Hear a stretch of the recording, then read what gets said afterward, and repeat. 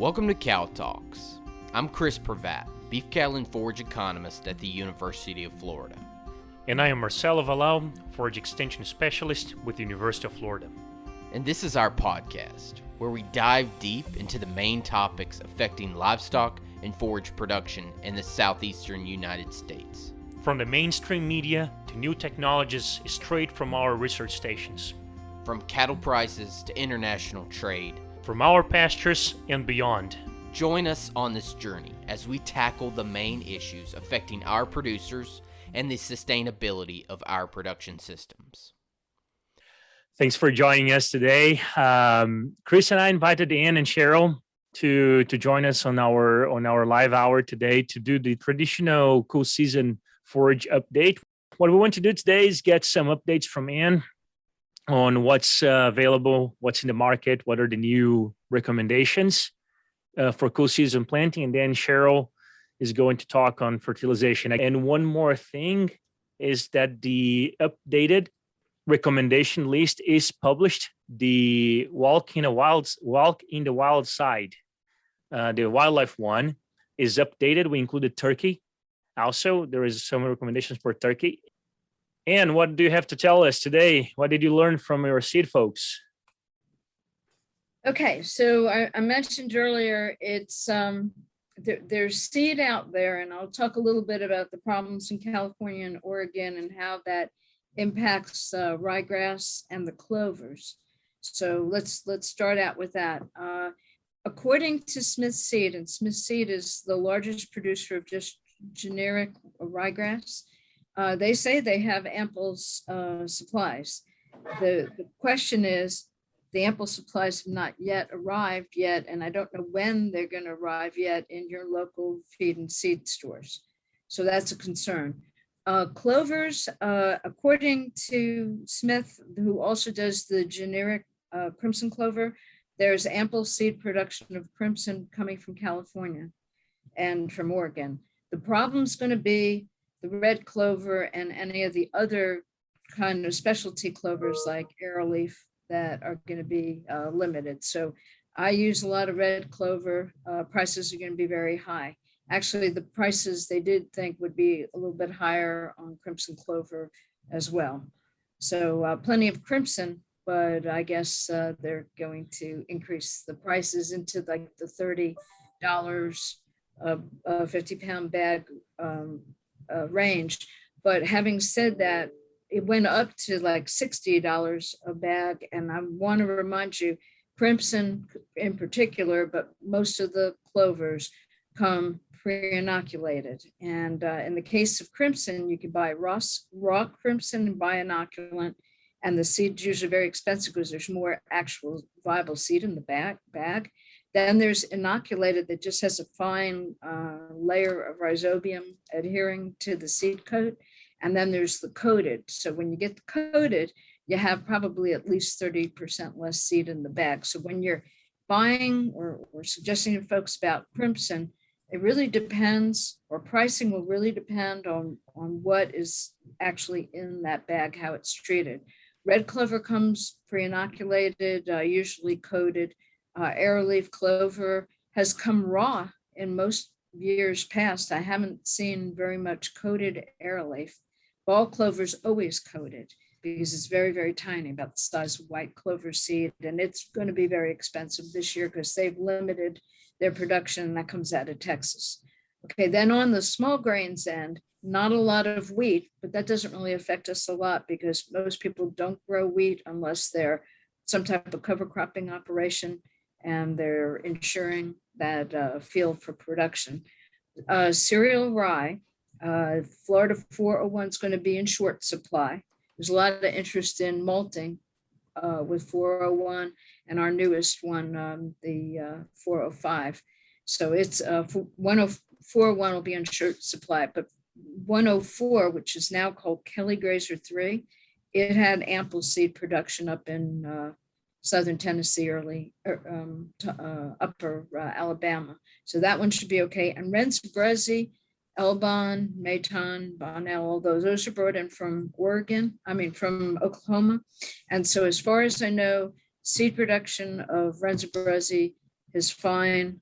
I haven't really heard much about Elbon or Maton or Bonnell, and those are the later varieties. We don't usually recommend those. If you can't get like a 401 for a real early rye, Kelly Grazer would be a very high yielding, longer season producing rye. And then a fallback is Renzo Brezzi. Okay, and then on oats, there's plenty of legend oat. There's limited 720 oat. There's, I think, pretty much ample horizon oat varieties other than the 720. So 720 would be the only one they wouldn't have a lot of. And the company is phasing out 270, which for some reason has become very popular for forage, but it's actually an intermediate forage type. It's more of a grain type to me. And then the one I've always loved is Horizon 306 oat. And it also is being phased out as the company phases in the 720. I loved the 306 because it was very, very leafy. Kind of reminded me of some of the older Horizon varieties that were released. So that's pretty much it. Seed is varying, or I guess I should say triticale. Plenty of Trical 342, 1143 triticale is completely sold out. Merlin Max, which I think is the only other one we recommend, is being produced on the West Coast, too expensive to ship to the East Coast. And so they're not sending much, and very poor production on Surge, which we don't recommend anyway because it's too late. So that's my roundup, and I'll be ready to answer any questions. One thing I might want to just add, we've had 5 ranches around the state with pearl millet that came down with gray leaf spot. I've never seen gray leaf spot on a summer annual grass, which makes me concerned because then people overseed those fields, or they go in, they'll till that field because it's in an annual production, and they'll put ryegrass. And so if we have a warm fall, so Cheryl could comment on that, but any which way, we'll have the inoculant there if you're following behind millet potentially. So that's pearl millet with gray leaf spot. And if you're going in that same field with ryegrass, beware. Might want to delay planting in a field that was heavily infected with gray leaf spot on millet.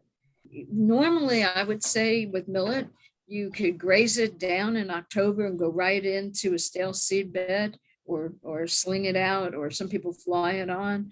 But this year, this is my first experience with gray leaf spot on millet, on pearl millet. So I would think what would slow the disease down would be colder nights, just keep the fungus from growing. But I will tell you that gray leaf spot likes cool, wet weather. So Cheryl might want to make a comment, or one of you all might want to make a comment on weather conditions for the fall. If it's going to be dry, we'll be in a little bit better shape. Cereal rust or crown rust on oats, we have pretty good resistance in some of the newer oat varieties. So that's the only other disease I worry about. Remind people, when they fertilize, nitrogen may make the plants grow, but if they don't put a balanced fertilizer, they're going to run into some train wrecks with diseases.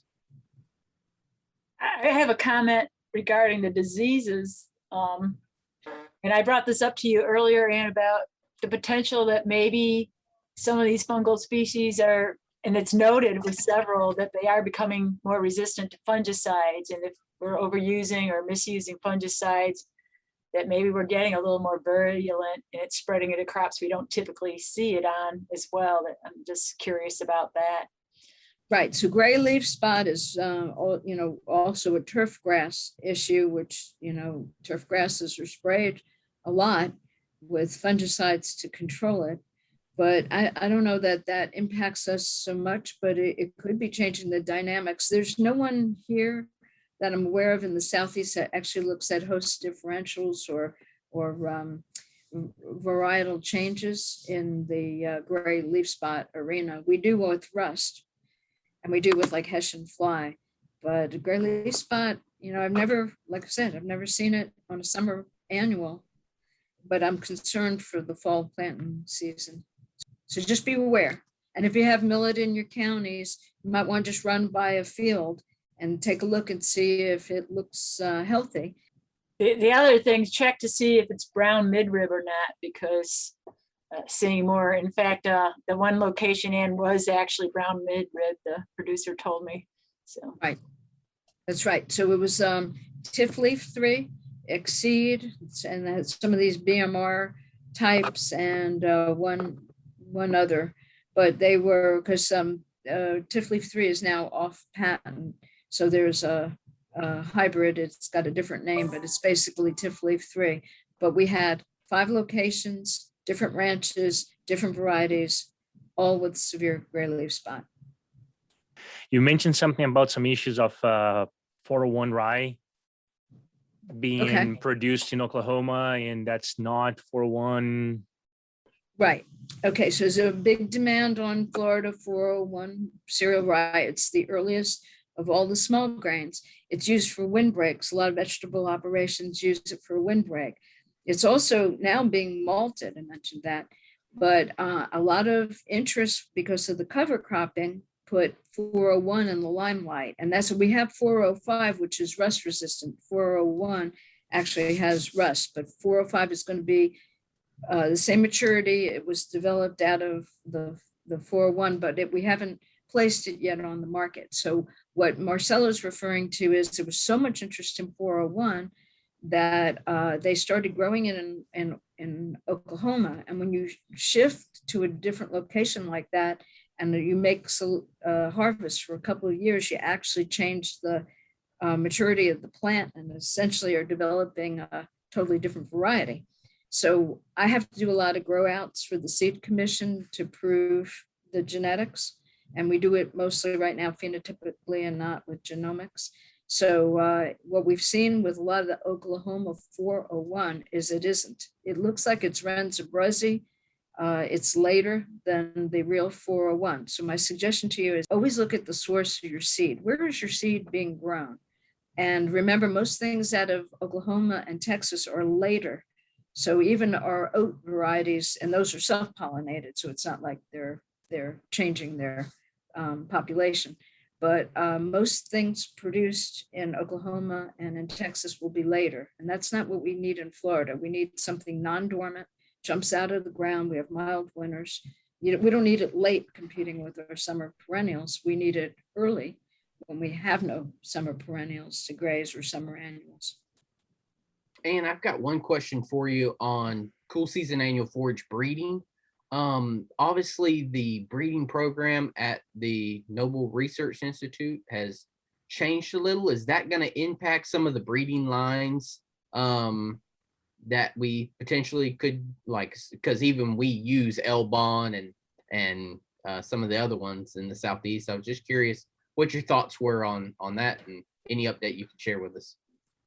Well, Elbon and Maton and Bonnell and, all those Oklahoma lines are not from Noble anymore. They're maintained by the Oklahoma seed producers. So just like we have a Florida Foundation seed producers that once we turn over varieties, basically it's out of the hands of the breeder. As long as there's seed production in that state and the foundation oversees it, there'll be plenty of those varieties still on the market. So, Ian, one of the questions I got from producers recently is how early can we get those small grains on the ground? Some people are there's a lot of need for forage, and some people are willing to get a little earlier to try to get a better more forage during the winter, early grazing. So how early can we go, and what can we plant very early? I say this all the time because we get this question every year. My concern isn't so much a calendar date as it is the growing conditions. If you're dry land, you need moisture. If it's really hot and humid, you're setting yourself up for all kinds of root rot diseases, especially on something like cereal rye. So October 15th is when we normally recommend planting cool season forages, but it's just a calendar date and you got to use a little common sense with it. If you're irrigated, you're probably in way better shape. Oats could be planted earlier. That was always oats' selling point, but the oats' selling point was you could plant in September, but then if you have barley yellow dwarf, if you have aphids transmitting barley yellow dwarf, like they come off of corn or they come off of other grasses, they go right onto those oats. So yeah, the oats get up, they get growing, then they get nailed with barley yellow dwarf. So my answer on that one is, if you're going to plant oats early, make sure you have good field resistance to barley yellow dwarf. All our newer varieties have good resistance. And I have one quick question about some early oats. If you look at like really old journals and like really old extension publications from like early 1900s old, so maybe like 1900s to 1940, they talk about planting in late August, early September. Was it a different type of oat, like, or was it a spring oat that they were kind of planting for fall? What's different now between where they were 80 years ago and we're talking about planting really early? Most of the rust strains come from South America up through Mexico, across the Gulf. That goes for ryegrass too. So what's happened is, as we've developed varieties around the world, we've kind of narrowed down the germplasm base. Now we have a lot more varieties out there that break down to different diseases, and then because of just sheer numbers of acres, we have a lot of mutations with rust, and the rust comes up, depends on the year, comes up from South America, and so we have been hampered with diseases like barley yellow dwarf also, but rust in particular, and that's what's really pushed us to delay oat planting. But having said that, we've done some data planning work, and if you get better field resistance to barley yellow dwarf and crown rust, you could plant in September. But I think the rust populations, barley yellow dwarf issues have become greater.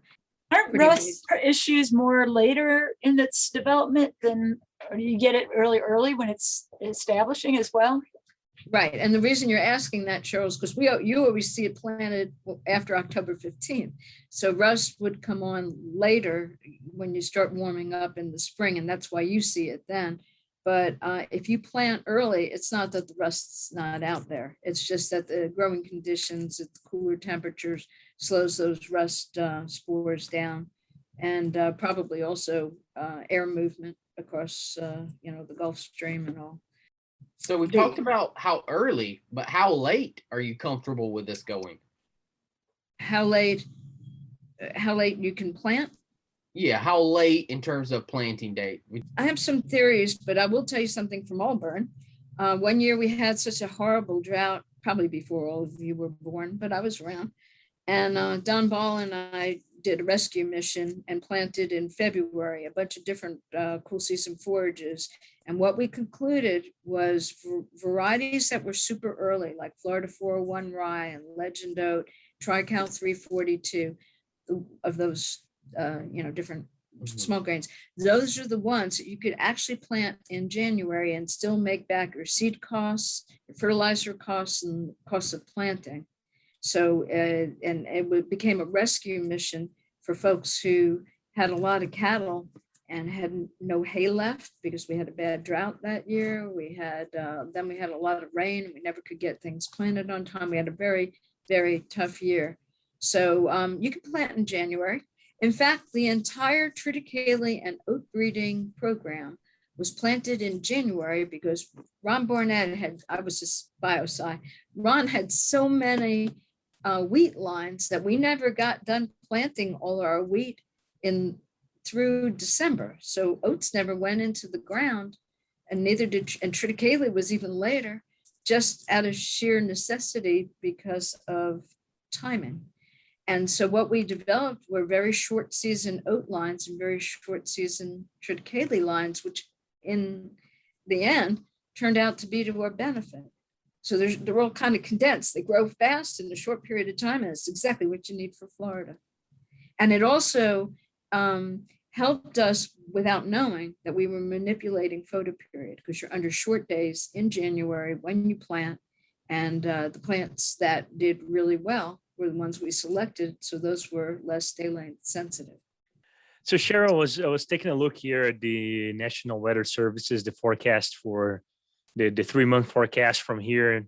into December. We know there is a possibility of some La Nina year, which normally brings us drier weather. So it seems like until December, we're going to have higher temperatures, but equal chances of below or above average precipitation, but things will have greater chance of being below average later in the winter. So what do you figure about that, and how would you think about your strategy for cool season forages planting in use, considering this scenario where we can plant early or maybe can plant at good time, even though temperatures are high, but we may face some dry weather midwinter? I think the rainfall's the key, and a lot of places have gotten fairly good rain this year, more than they typically have. So what you want to probably do is see if you have the kind of soil that will hold that moisture, or you have a water table that may be a little on the higher side, especially in the northeast part of the state where Tim is, and he might find water more than he would in the past.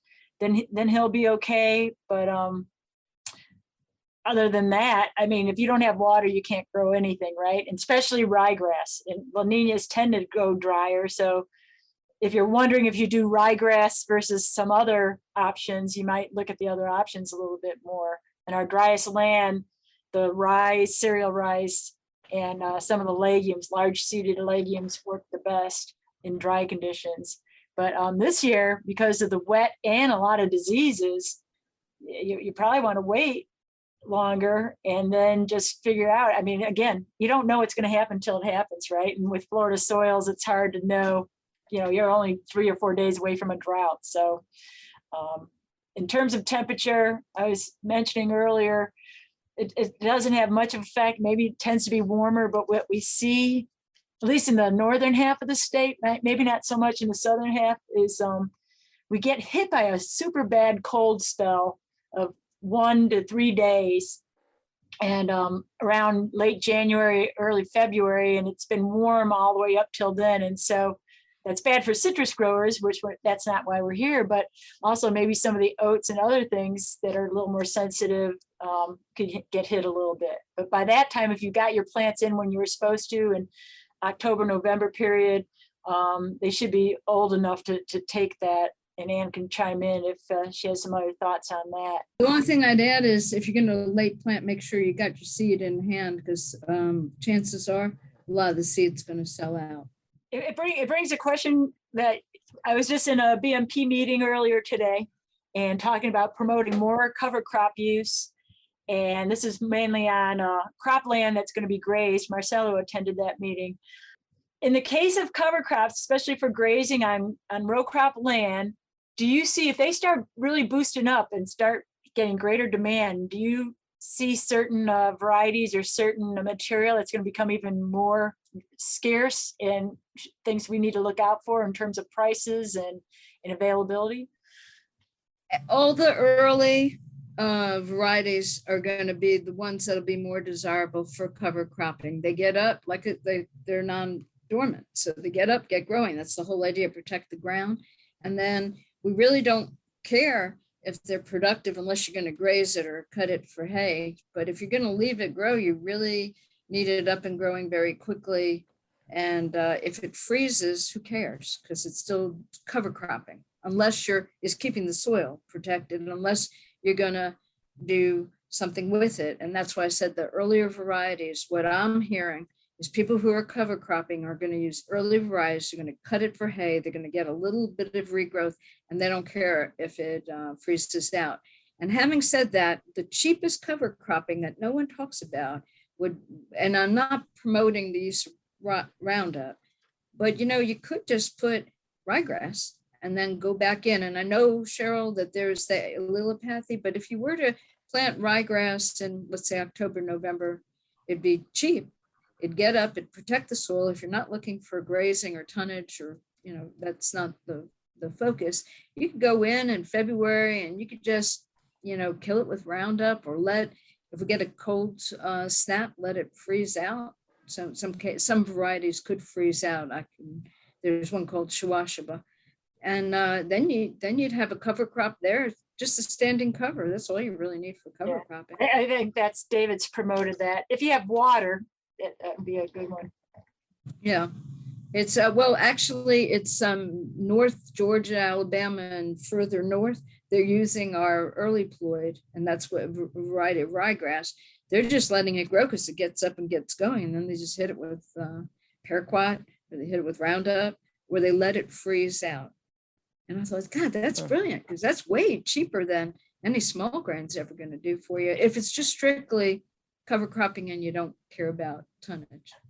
In terms of grazing, I really, as much as possible, if people could throw some legumes in their mix. And I know it doesn't always seem to pan out for certain places, but again, if you have the least bit interest, or you think you have some growers that would be even a little bit interested, give Ann or me a call, or Marcelo, and let's talk about some options, because the benefit you see in both quality and being able to back off that nitrogen.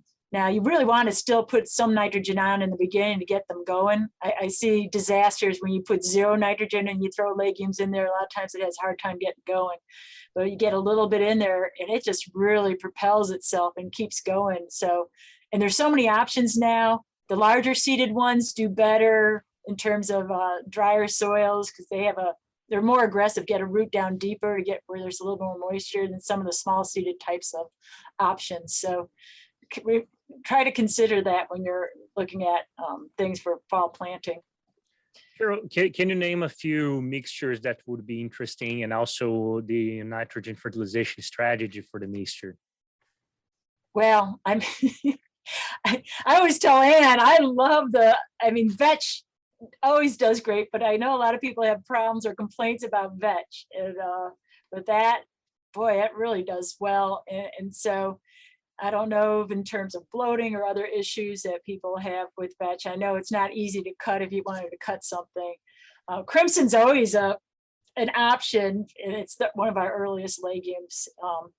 But in terms of putting nitrogen out with it, and it really, we do have IFAS recommendations, but depending on your soils, and if you've had good nitrogen fertility in the summer grass, if it's overseeded, has been fairly dormant, it's going to be dormant if it's an Argentine type. You could probably get away with a little bit less nitrogen, but 40 to 60 pounds, I would put a one-time hit, but then you might not have to reapply through the rest of the season. Whereas if it's just grass, after each grazing event or after a couple grazing events, you might have to throw a little more nitrogen on there to get that grass back and lush again. So it's not really one size fit all, but yeah. Would you say 2-3 weeks, 3 weeks after planting to get that's 40 to 60 pounds? Give the chance for the plants to be off the ground a little bit before applying. Yeah, if you've got I go back and forth. If you've got really coarse, droughty soils, and you think you're going to have a wet fall, then you might wait till you get something growing. Otherwise, I would put it out, because more often than not, people put it out too late than not getting it out. So I worry about that a little bit more. But it's preference more than not. I think Cheryl's right, because you get the plants up and growing. And I used to think that you're really feeding the weeds while what you want to get established is getting established. But I would say don't procrastinate. I'm terrible at it, and I probably lose a lot of tonnage because of that. Cheryl comments on that nearly every year, how far behind I am because I'm always slow to get my fertilizer out in the fall. The other thing to remember is any of the ryegrasses, even early ploid, they really don't kick in till later. So something like that, you could, be a little more slack on it in terms of how soon you get it out. But those small grains and even some of the clovers, you really got to get them out early. I wanted to add one little thing. I know Cheryl's a big vetch fan, but we did have an incident that Auburn University was looking into where they think that vetch toxicity killed some cattle in southern Alabama.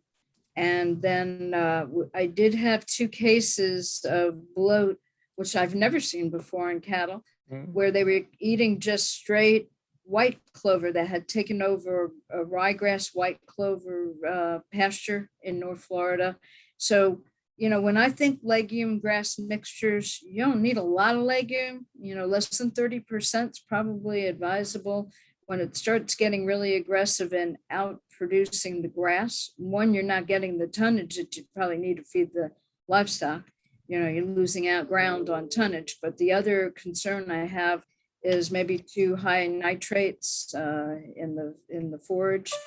I mean, things that you need to think about. So remember, in blends, there needs to be a balance with less, I believe, less legume than grass. Those are good points.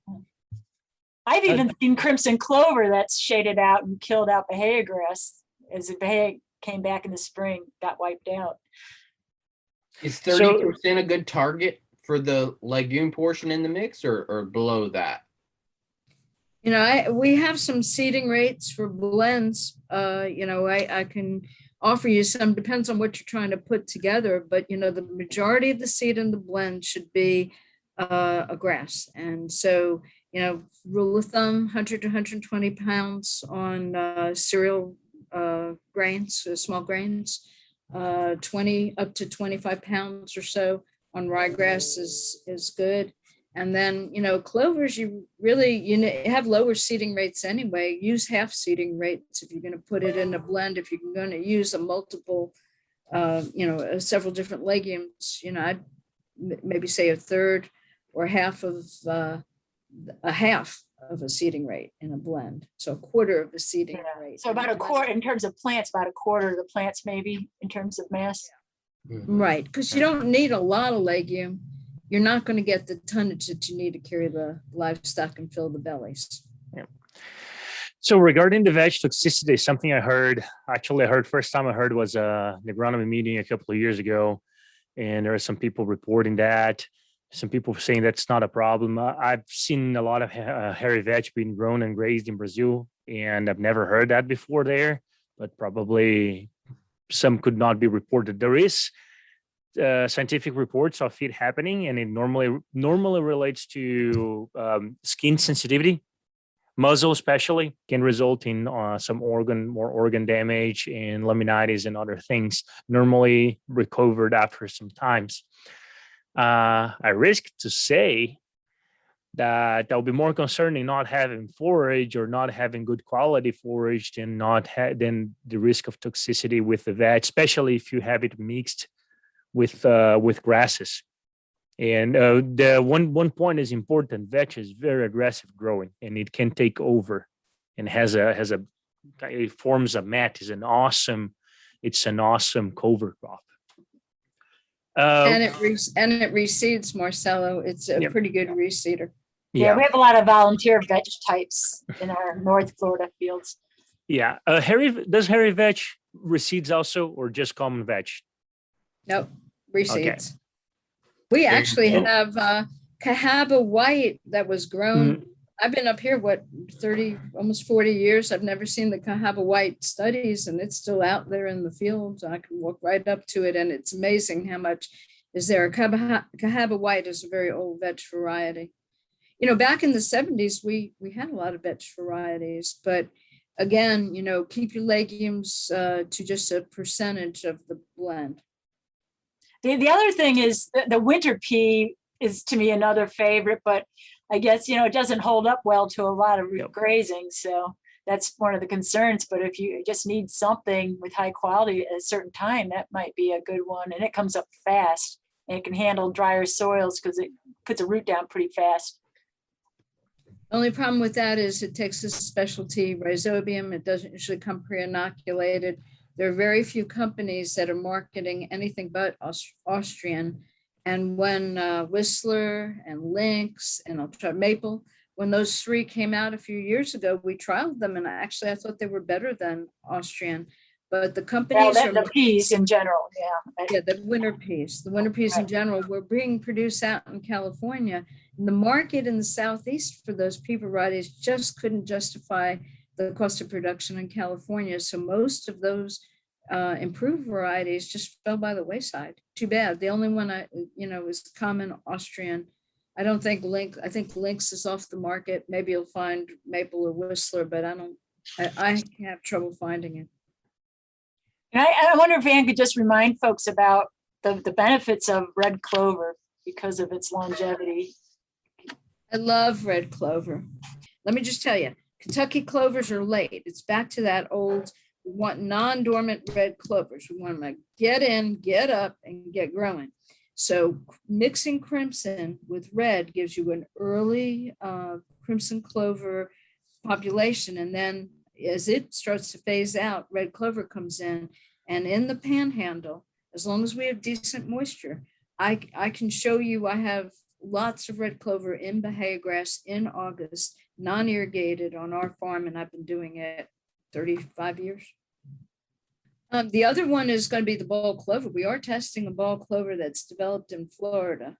And this is also along the ideas of a non-dormant. So just ball clover is cousin to white clover, but it's an annual prolific seed producer. And, you know, I'm looking out for the cattlemen. I want it to produce seeds. So you don't have to buy it each year. It seems expensive, but Chris, if you ever do the economics on it, it's very cheap. It was like less than $12 an acre as a monoculture. So there's always a problem getting it established that first year or two. You don't see much. Is there anything you can say about that?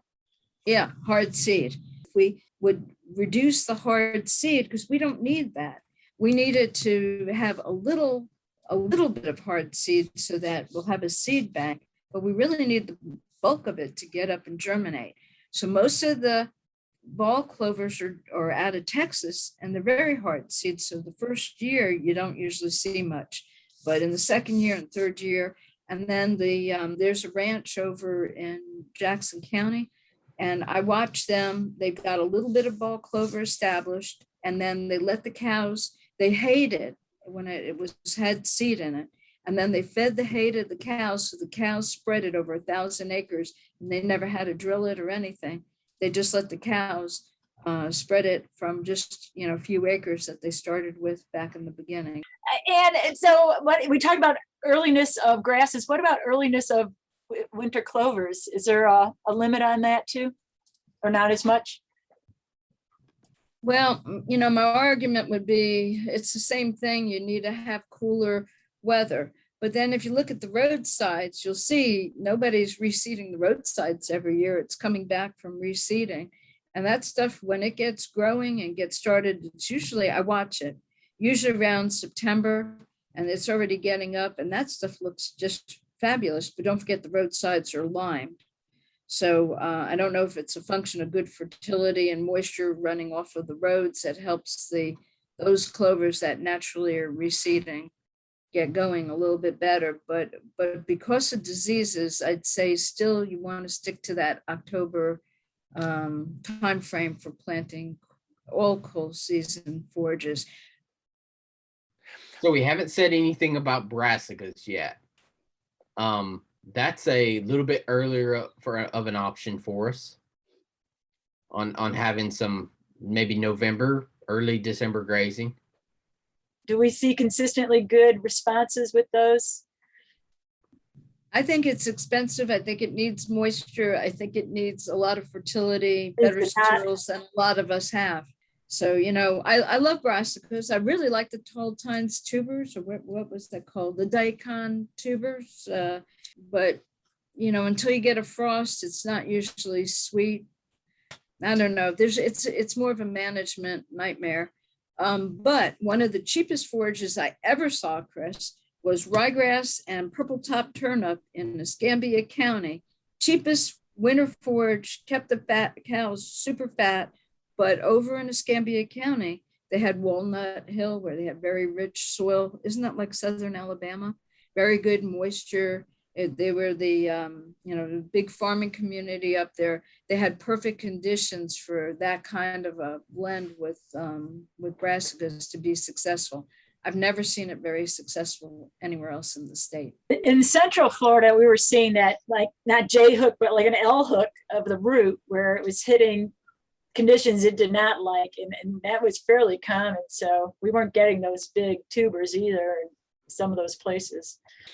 Very good. Well, we appreciate everyone coming together today and just allowing these two great minds to share some interesting information. Just update us on cool season annual forages in their respective fields. So appreciate everyone for joining us for this episode, and we hope y'all have a great rest of the week. So Thanks. It's been fun. Yep. Happy planting. Happy planting for sure. Thank you for joining us on this Cow Talks podcast. We hope you have enjoyed this conversation. If you have any questions, ideas, follow-ups, or comments, please reach out to us through our email, forages@ifas.ufl.edu. That is forages@ifas.ufl.edu. Or find us on our social media, uf.forages on Instagram, UF Forage Team on Facebook, or UF IFAS Forages on YouTube.